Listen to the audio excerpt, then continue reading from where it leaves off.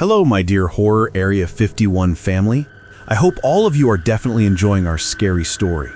I just have one request from you, that if you are watching this video and haven't subscribed to the channel yet, please quickly press the subscribe button. It motivates us to bring more such content for you. So, let's embark on this journey of a terrifying story. I had been living in New York City for the better part of 10 years when the email arrived. It was short, blunt, and unsettlingly direct. Your cousin Martin left you something. A house on the Massachusetts coast. Papers are in order. Come sign, sooner rather than later. Attorney H. Douglas. That was it. No greetings, no condolences, no explanations. I had not spoken to Martin in nearly 2 decades. Truth be told, I barely remembered him beyond scattered flashes of childhood. A tall, wiry man who laughed too loudly at his own jokes, who wore his hair too long for polite company, and who always seemed to linger on the margins of family gatherings, as though he were observing from some other plane. And yet, there I was. 2 weeks later, driving a battered rental car up the endless 2-lane road toward Kipson Beach, Massachusetts, a town no one in the city had ever heard of. A place that, even as I approached, seemed reluctant to reveal itself. Fog clung to the ocean line, and the thin road wove between dunes like a vein through pale flesh. The house appeared suddenly at the far end of the beach, standing alone on a small bluff that dropped steeply into the Atlantic.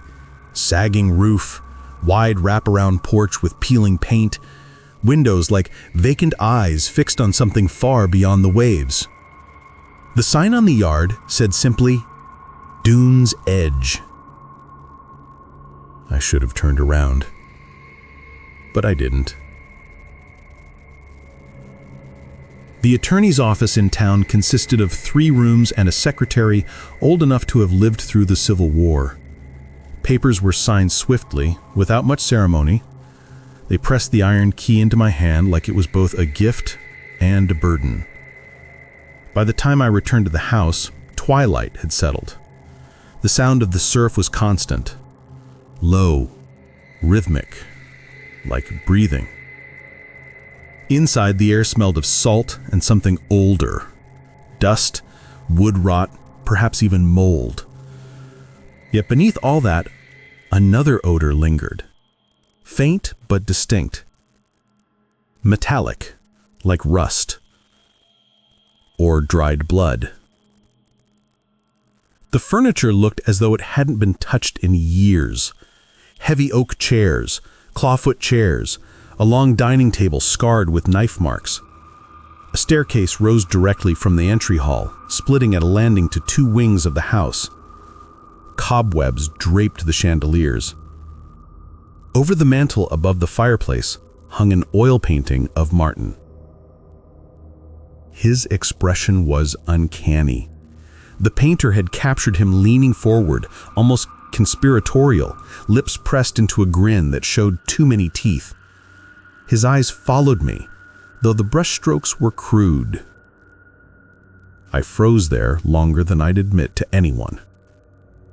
Then, shaking it off, I carried my bag upstairs to a guest room and tried to ignore the sound of the ocean gnawing endlessly at the base of the bluff, as though it was working to swallow the house whole. That night, I dreamed of footsteps in the hallway. Kipson Beach was barely more than a cluster of worn-down shops and fishermen's cottages. I went into a diner at the edge of Main Street the next morning. Salt-stained linoleum floors, the kind of place where everyone knew everyone. Conversation halted when I walked in. The waitress, a thin woman with cruelly sharp shoulders, approached without greetings. "You're Martin's cousin." Word traveled fast here. "Yes," I said slowly. "I inherited the house." Her mouth twisted oddly, as if suppressing laughter or distaste. "You'll want to keep the windows locked. The ocean brings things up sometimes." I didn't ask what she meant, but when she set the coffee down in front of me, her hands shook. Later that day, I tried asking an old fisherman at the pier if he had known Martin well. He spat into the water and muttered, "Well enough to keep my distance. He was digging into things best left buried." Digging. That word lingered in my head as I walked back along the beach, the gulls circling overhead like witnesses. By the third day, I discovered Martin's journal. It was tucked inside a bureau in the study, locked with a brass clasp that snapped open too easily. The entries were erratic. Some were dated, others not. His handwriting slid between careful script and hurried, jagged scrawls. "The tide is lower each night, yet the house doesn't move. It waits. It remembers. Someone buried them here." Another entry read, "The dreams are not dreams. They knock on the walls. They want in. They know I listen." And still another, "The ocean is only a door. The basement is the key." There was no basement. At least none that I had seen. That night, though, when I passed through the kitchen, a draft curled against my ankles. Following it, I noticed a seam along the far wall. Behind a cabinet, a small door, a stairwell descending into blackness. The stairs groaned as I moved down, flashlight in hand. The beam caught stone walls, slick with moisture. The smell hit me first. Salt, but layered with something putrid. The basement was larger than the footprint of the house, stretching far beneath. And there, in the corner, half buried in sand, was a wooden chest.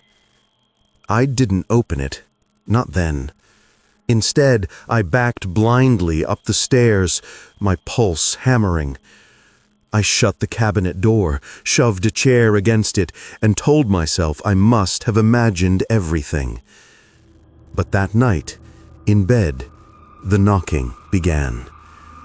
From beneath the floorboards, 3 knocks, then silence. 3 more. I pressed my pillow over my ears and prayed for sleep.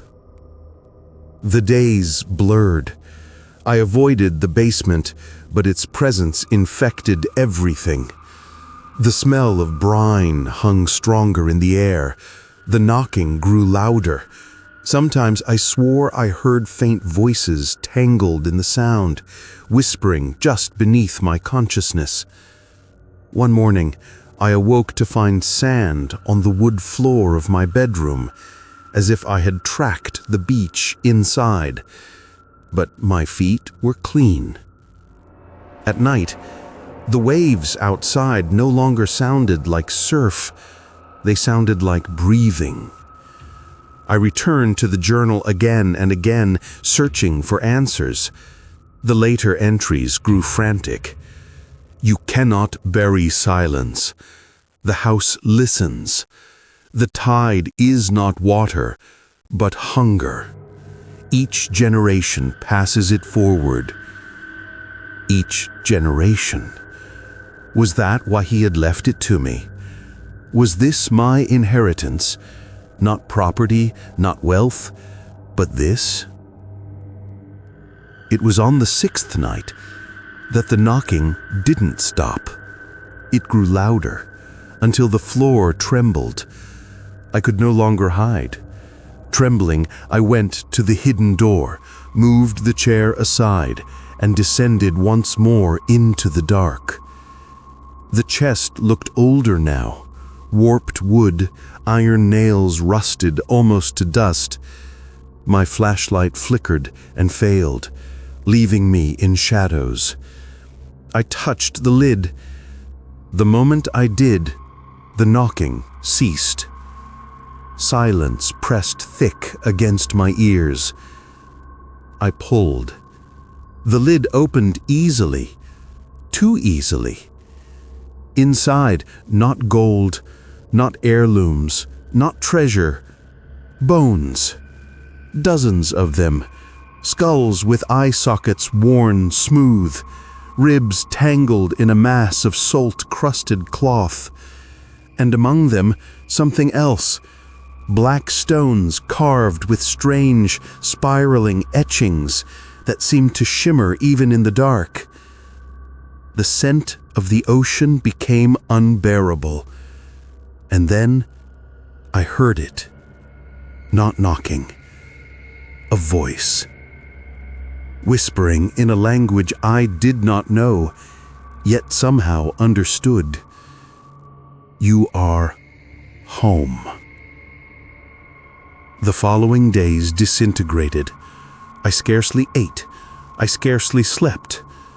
Every room echoed with footsteps, though I was alone. The portrait of Martin above the fireplace seemed to grin wider each time I looked at it. His eyes altered slightly, watching, approving. When the townspeople saw me walking, they crossed the street, muttered prayers, and refused to meet my gaze. At night, the basement door rattled. The house shuddered as though under siege. The ocean waves clawed impossibly higher against the bluff, though the tide reports claimed otherwise. And each time I closed my eyes, I saw the bones in the chest rearranging themselves, forming not skeletons, but something else, something trying to remember the shape of being alive. It was storming when everything broke open.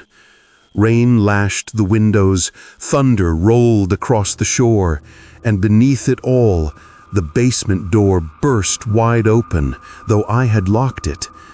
The draft roared up like the breath of something vast and ancient. I was drawn down as if pulled by strings. The chest lay open, bones scattered across the slick stone floor. In the flicker of lightning from above, they moved, fitting together, rising. Not one body, many, fused, twisted, a heaving shape of skulls and limbs wrapped in dripping seaweed. Its eyes were 100 empty sockets, yet they all found me in the dark. The whisper became a chorus. You are home. You are us. I screamed, or thought I did, but it was silent here, beneath the roar of the ocean. The last thing I remember before blacking out was the tide surging through the basement walls, as if the ocean itself was rushing in to claim me. When I woke, it was morning. The storm had passed. The house above was quiet, but the beach outside was littered with debris, bits of driftwood, broken shells, even what looked like fragments of human bone. The basement gone, the door sealed over as though it had never existed. The portrait of Martin hung above the fireplace unchanged, except for one detail. He was no longer alone in the painting. Beside him stood me. His grin matched mine, and the ocean outside breathed, endless and patient, waiting for me to remember who I had always been. For 3 days, I avoided the living room. I could not bear the sight of it, the oil painting of Martin and myself, our faces fixed in that unnatural grin. Every time I glanced toward the mantel, I swear the brushstrokes shimmered faintly, as though the paint was wet, fresh, alive. On the 4th day, I forced myself in. I needed answers. I dragged a chair across the wood floor, climbed up, and put my face inches from the canvas. The details were obscene. My likeness was precise. Clothing, jawline, the scar across my palm from when I cut myself as a child. Yet nobody had painted me. Not Martin, not any hand I knew of. Under the left corner of the canvas, I found faint markings, almost invisible under the layers of oil. Those who inherit everything. I touched the canvas. The paint was warm. That night, I woke to the sound of knocking again, but not from the basement. This time it came from outside, at the front door. Against all instinct, I opened it. Two figures stood in the fog, a man and a woman, both dressed in oilskins, their faces pale, their eyes impossibly wide. Their hair was wet, dripping onto the porch, though no rain was falling. The woman tilted her head. Her voice was low, gurgling like water. "You should come with us. It's time." I slammed the door and backed away, my heart pounding. Their knocking continued for hours. When dawn arrived and I dared to look again, the porch was empty, save for a trail of damp sand leading into the house. Desperate for answers, I searched the attic. Dust-choked trunks, broken furniture, and in one corner, a crate nailed shut. With a crowbar, I pried it open. Inside, hundreds of photographs. Each showed this same house, stretching back decades. Families standing outside, stiff in posture, unsmiling. As I flipped through, I saw a pattern.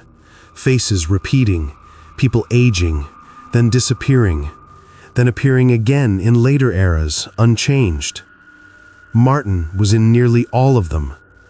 And worse still, so was I. Not me as I am now. Versions of me from different decades. The 70s, the 40s. Even one that looked to be Civil War era, my face beneath an antiquated beard, eyes hollow and staring. I dropped the photos and fled. But no matter how far I turned, I knew something had locked into place. The house did not want me to leave. By evening, I was packed. Bag, keys, car. I told myself I'd never come back, but when I stepped out on the porch, the fog was inhumanely thick. I could barely see 5 feet in front of me. Still, I started driving. For hours, it seemed. The road coiled endlessly between dunes. Yet, every time I thought I reached the highway, the fog lifted slightly, and I was back in front of dune's edge. Back at the house. The engine died, though the tank was half full. The porch light flickered on by itself, glowing warm and golden like an invitation. It was then I realized escape was not possible. Not anymore. The ocean swelled higher each day. Crabs scuttled up onto the bluff, husks clicking on the wood porch.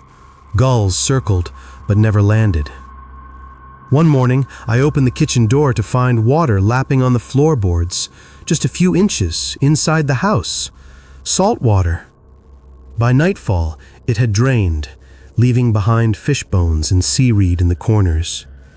And then the voices began again. Not whispers this time, but clearer, beckoning murmurs layered on the pulse of the tide. One word above all others: return. On the 7th morning after the storm, I found a letter slipped under the front door. The paper was damped with salt, the ink smeared but still legible. The house will not release you. It never has. It never will. You are part of the tide now, same as the rest of us. When the moon is high, you will join. Do not resist. To drown is to return. No signature. But the handwriting was unmistakable. It was Martin's. The date at the top stopped me cold. It was written exactly 50 years ago. Night fell heavy and without stars. I sat in the parlor, the journal on my lap, the painting above the fireplace grinning down. The sound of the ocean grew louder until it pounded the windows, relentless, shaking the walls. I rose, pulled the curtains back, only to freeze. The tide had swallowed the bluff entirely. Water struck against the very base of the house. Foam sprayed across the porch. And just beyond the shallows, figures were standing. Dozens of them. Men, women, children, soaked, skeletal in posture, faces hollow and unblinking. They stared up at me with eyes that reflected the dim orange light of the house. Not strangers, familiar. Faces I had seen in those attic photographs. Faces of kin, ancestors. And among them, Martin. His mouth widened in a grin, lips torn and glistening with seawater. He raised his hand slowly, beckoning. The walls groaned, timber splintering, as though the house itself was alive and strained against something outside or inside. I staggered back, hearing a low roar from the basement, though the door was sealed tight. The waves broke through suddenly, a wall of black water smashing the parlor windows.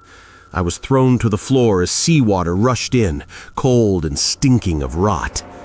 Yet it carried no debris, only bones. Rib cages, vertebrae, skulls clattered against the wood, carried by the tide.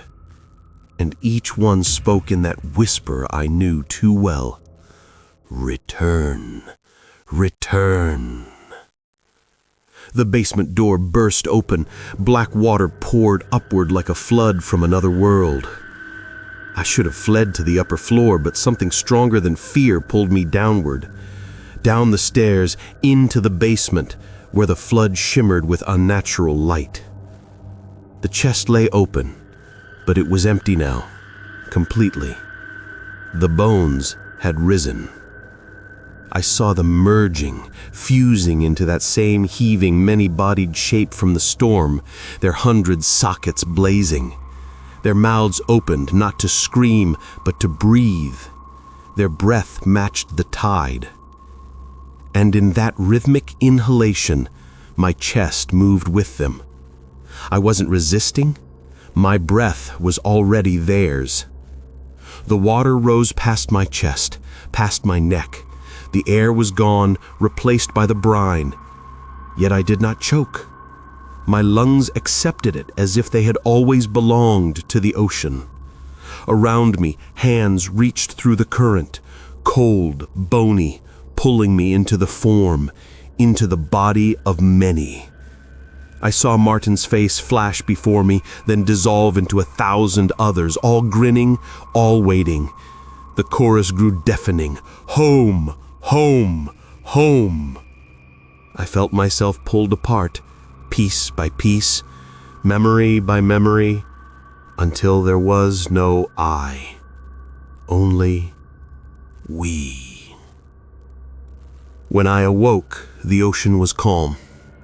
I was standing on the porch of Dune's edge, clothes dry, air warm. The house looked untouched, windows whole, basement sealed, painting bright and clean above the mantel. But when I looked at the painting this time, Martin no longer stood beside me. I was alone, smiling, waiting. And out beyond the surf, the tide breathed. Weeks later, the attorney in town filed a new notice at the courthouse. Another quiet transfer of ownership, another paper signed. Dune's Edge had changed hands again, now belonging to a distant branch of the family that hadn't yet learned the weight of its inheritance. The house sat silent on the bluff, shutters rattling in the wind. From the road, it looked wholly abandoned, the kind of ruin children dared each other to approach at night. But at dusk, when the fog rolled thick along the tide, some swore they heard voices on the porch, low laughter drifting across the dunes. The townspeople whispered but never interfered. They knew the ritual. They had seen generations arrive, stay, and vanish one by one. Kipson Beach endured. Dune's Edge endured.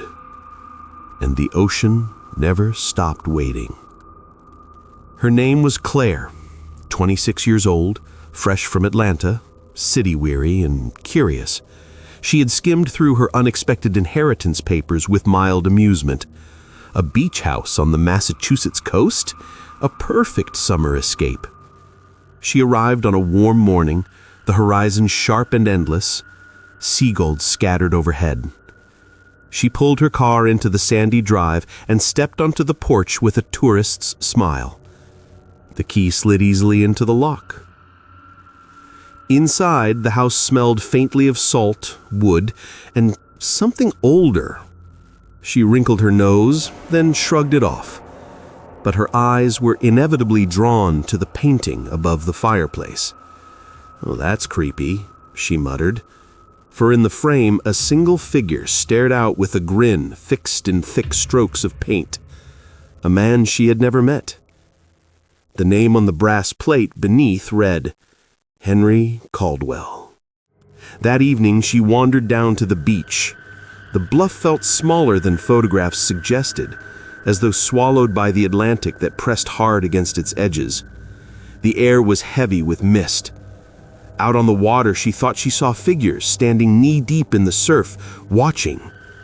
She laughed nervously, trick of the fog or locals clamming at night. Back at the house, a draft moved through the kitchen. Claire noticed the cabinet door near the far wall ajar, though she was certain she hadn't opened it. Peeking closer, she found what looked like the seam of a hidden latch. Curious, she reached for it. A sudden knock echoed through the floorboards. 3 knocks. She froze. 3 more. The ocean breathed. The house waited. And so the cycle continues. Each air drawn, each life folded into the tide, each name painted anew on the mantle's canvas. The town will not intervene. The house will not move. The ocean will not forget. At Dune's Edge, inheritance is not ownership. It is surrender. Claire didn't run that night. Not when the draft curled at her ankles. Not when the cabinet swung open fully to reveal the descending darkness. Instead, she whispered, almost to herself, "What are you?" The answer came, as it always did. 3 knocks. The house trembled.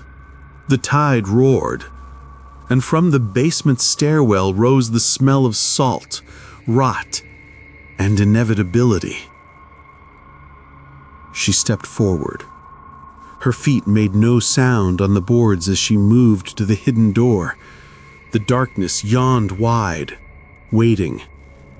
She hesitated, just long enough to hear the painting's old canvas creak in its frame, as though whatever was captured there had shifted.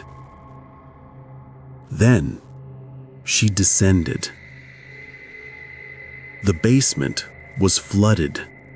Not with water, but with light. Black and silver beams rippled like waves. In that glow hovered shapes of bone and memory, fractured faces whispering in unison. Among them was Henry Caldwell. His grin was wide, his eyes hollow and filled with the surf. "Welcome home," he said. The others echoed him, voices melding into the tide's rhythm. Home, home, home. Before Claire could scream, the water rushed in from nowhere, filling her lungs, her eyes, her mind. She didn't choke. She didn't fight. The sea had already claimed her. Morning came quietly.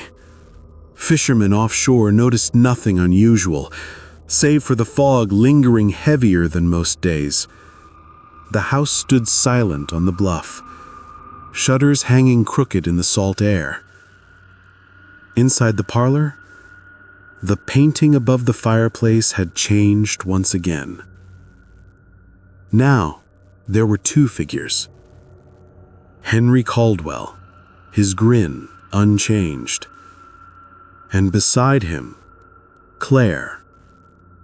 Her wide smile painted in strokes too precise, too alive.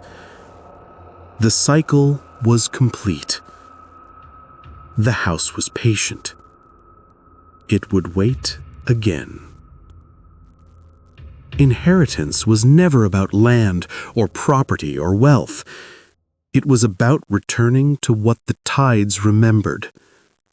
And as long as the ocean breathed against the bluff of Kipson Beach, Dune's edge would endure, hungry, eternal, calling for the blood of each generation, until none were left. The house was never abandoned. It was always filled with them, with us, and it will be waiting for the next knock. Do tell me in the comments how you liked this story, and don't forget to subscribe to the channel. See you in the next horror story.